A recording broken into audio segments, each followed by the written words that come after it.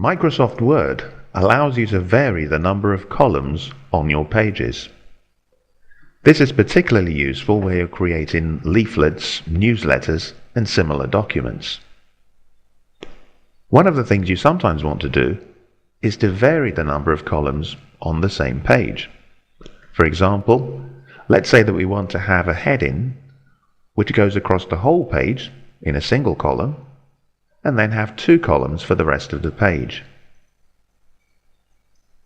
To vary the number of columns, go to the Page Layout tab, and in the Columns section, choose the number of columns you want.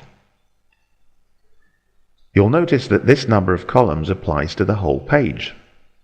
So let's just undo and look at how you can vary the number of columns. The first thing you have to do is to divide the page into 2 or more sections, because in Word, each section within a document can have its own number of columns. So in this example, we position the cursor in front of the first paragraph and then insert our section break. In the break section, you'll notice that you have things like page break and column break, but in addition, you have section breaks. And where we want to have different number of columns on the same page, we choose the continuous option, which means that we divide the page into 2 sections without creating a page break. Now I can go back to the Home tab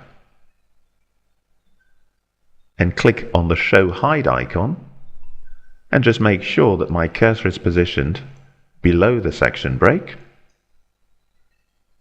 Back to Page Layout, and now I can choose 2 columns for that second section.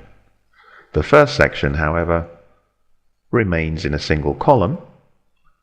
So if I choose Heading 1